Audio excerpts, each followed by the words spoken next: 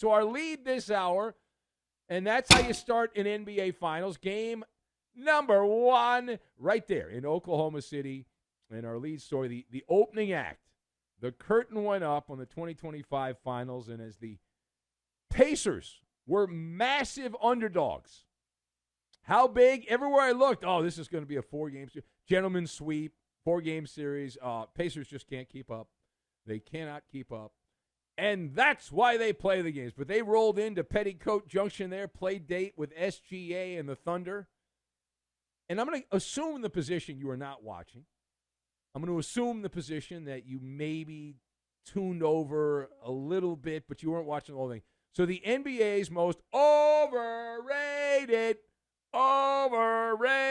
player, Tyrese Halliburton, hits now. The Thunder are down by a point. The Pacers rather down by a point. Tyrese Halliburton, a 21-foot jumper, dagger with 0.3 seconds left, and that gave Indiana their first and only lead of the game. They trailed almost all the way from soup to nuts, but the three-point shot or the jump shot by Halliburton there put them up by 1. The Pacers end up stunning, leaving Oklahoma City mesmerized. 111-110 the final in game number 1 there of the NBA Finals. A wacky, tobacco kind of a comeback. The Pacers turned the ball over 25 times. You can't win the game if you turn the ball over 25 times, the broadcaster said. Trailed by 15 points in the fourth quarter. It's a pit of vipers playing in Oklahoma City. A team with the top home record in the entire sport. And the Pacers could not stop SGA, the MVP, who had 38 points to lead the way, and none of that mattered.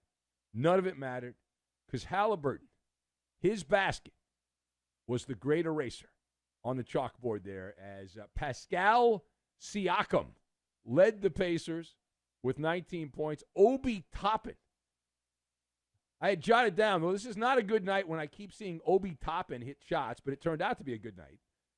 I was going to mock Obi Toppin having 17 points, but it in the end, it worked. The formula worked. Miles Turner had 15. And Tyrese Halliburton, a very quiet 14 points. Andrew Nembhard also had 14. So the Indiana Pacers now 3 wins away from the championship. And game number 2 is back in Oklahoma City on Sunday night. The better story is in the losing locker room. So that is where we're going to direct our focus. That's where the raw emotion is. You end up losing like this. It's rather embarrassing.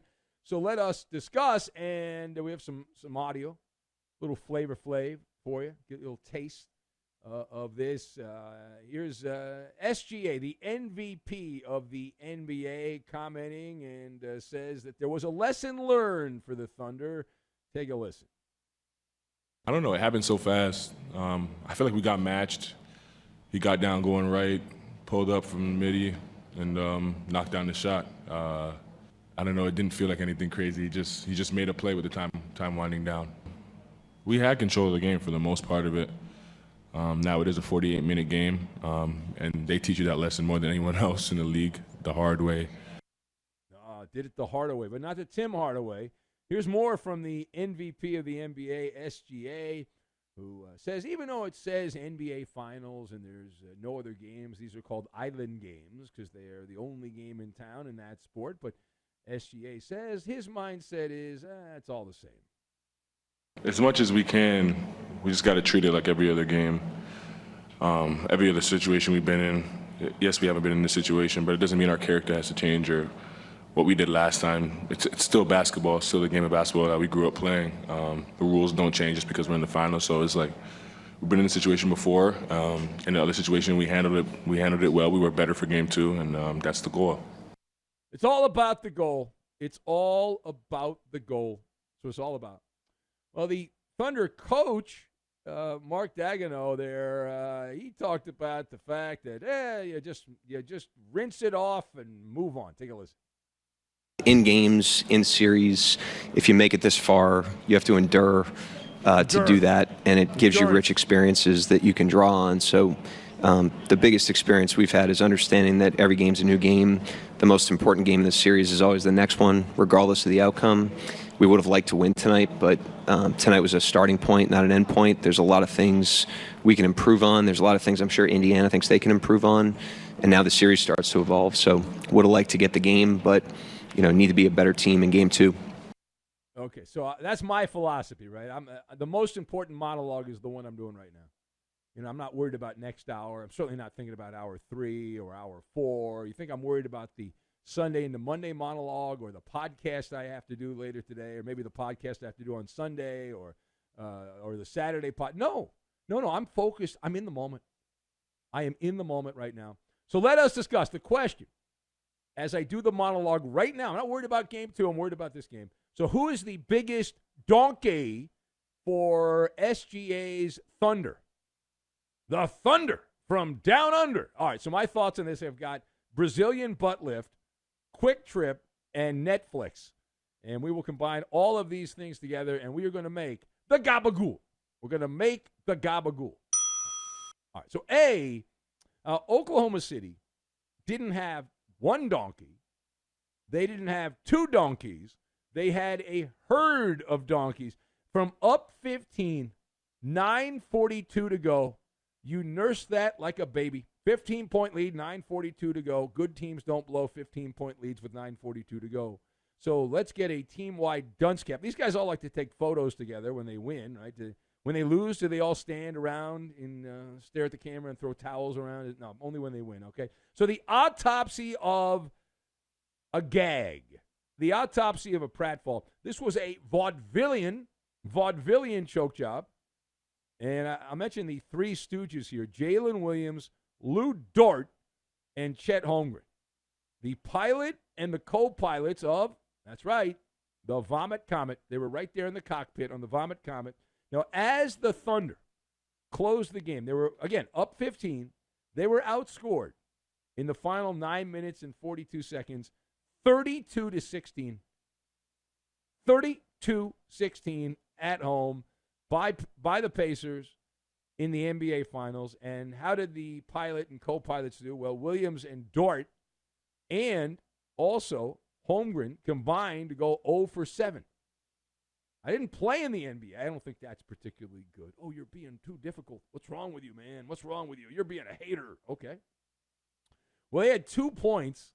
That's it. 2 points in the final 9:42. Barf City. Now, do you think I'm going to give a pass to SGA that he's fine? He had 10. He did have 10 of the final 16 points for Oklahoma City.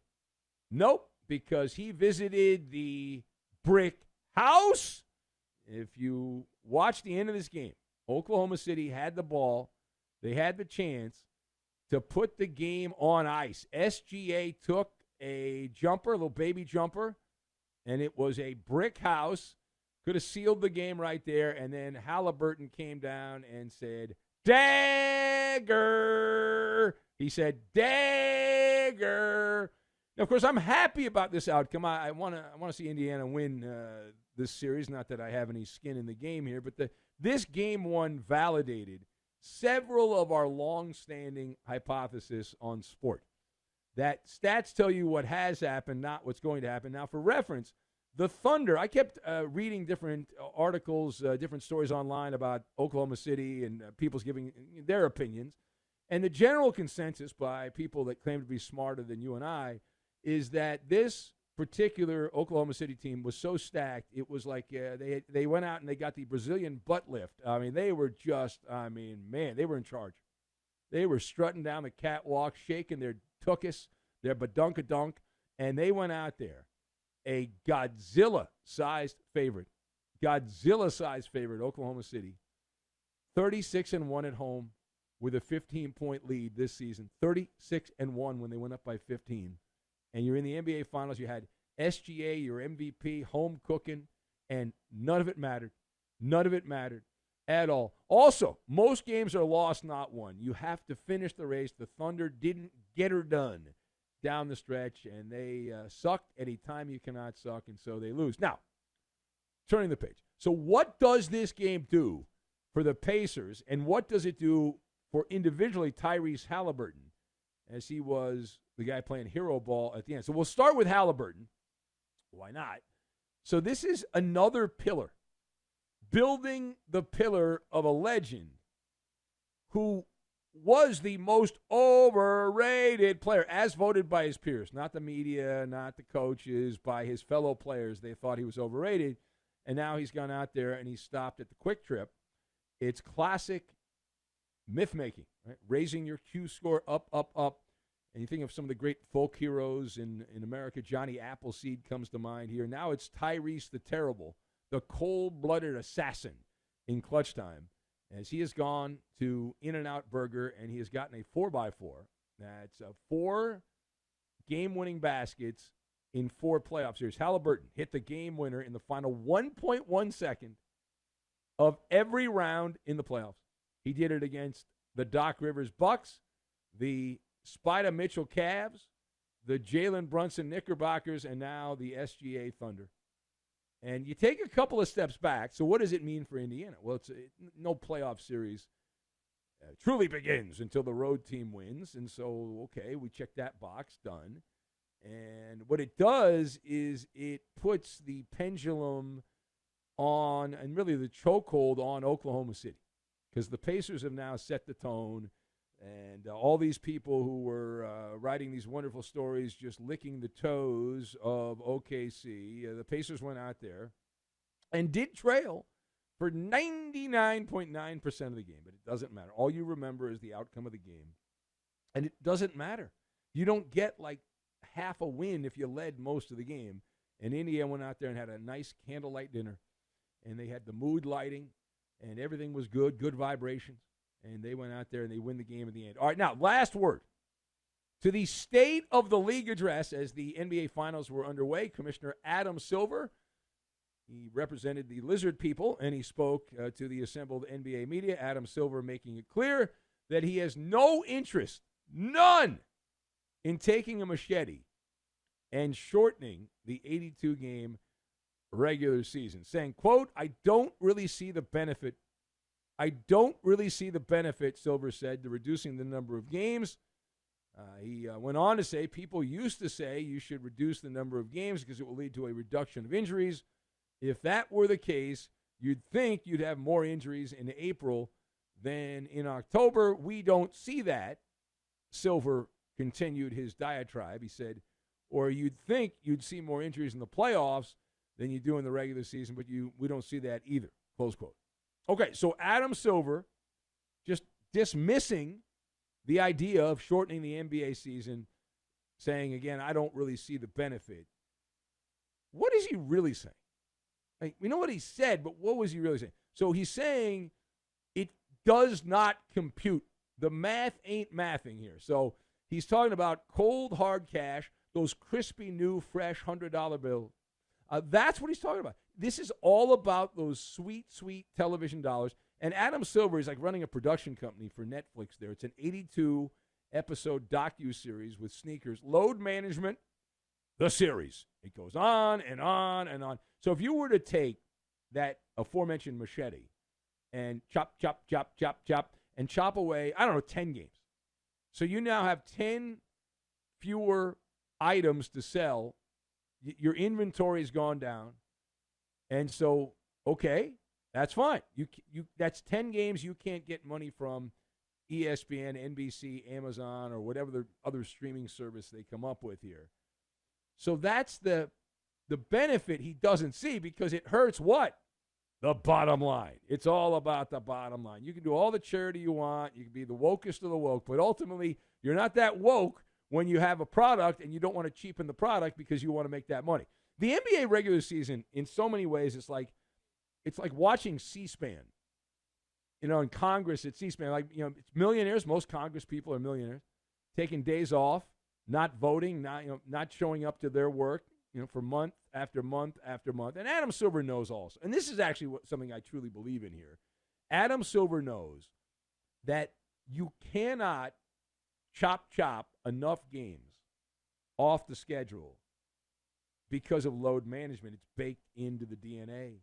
The players are soft. The players are told to be soft. They're raised that way. So it doesn't matter. Whatever the number is, you could shorten the season to 60 games, get rid of 22 games, snip, done with 22 games. So from 82 to 60, you could give the players weekly massages and acupuncture, and they'd still sit out half of those games. They'd now play 30 games instead of right now the 82-game schedule. The players play maybe 55 games or so, or 50 games, somewhere in that area, or 60 even. But it doesn't matter. You can't go low enough, and you can't trust the players. You can't, because whatever the number is, even if they say, okay, you give us that number, we're going to play. They're not. And out of an abundance of caution, they're going to stay away. That's what they're going to do. You know it, and I know it, and everyone involved knows it. That's the reality.